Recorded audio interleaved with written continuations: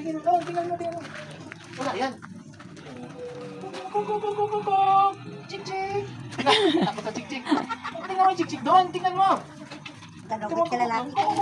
Ha? Lalaki. Ah, lalaki yan. Chik-chik. Galing. Nasa gitna. Oo nga. Tago na naman siya.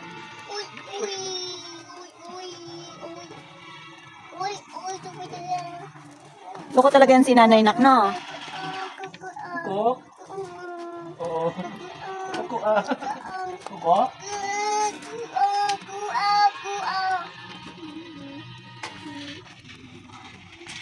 Kuko? Bakit kuko? Mahigitin ka na. Shoot ka dyan, no? Ano naman tayo dito? Ha? Mang... Ang tulis ng uso ni Yaya mo.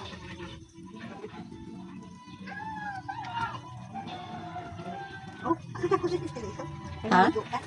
Oo nga.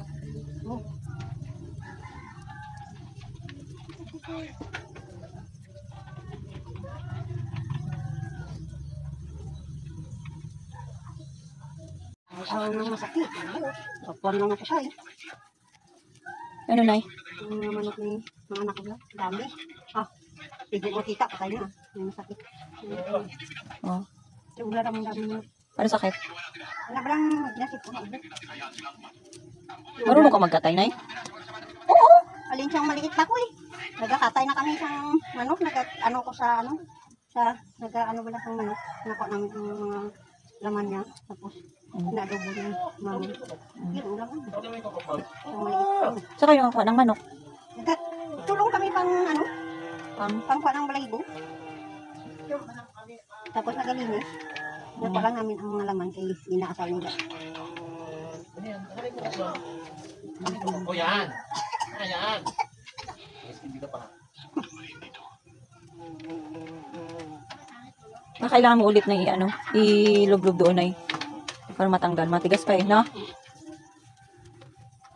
Kailangan initin. Ano? Ano ba yan? Ano ba yan? Ano ba yan? Ay, ulo ng chicken. Kuko! Sabi ka na ano. Tapos bigay. Tawagin mo kuko!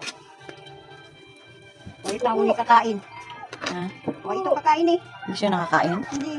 Lugin niyo yung nabalay buha pagkatalo. Kuko!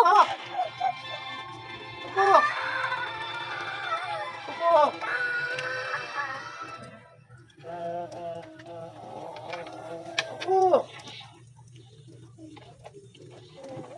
Lalaki pala yan, Nay. Sulog ito eh. Ha? Sulog. Ano Mataba sa na yung mataba? Mataba. Sulog na lalaki.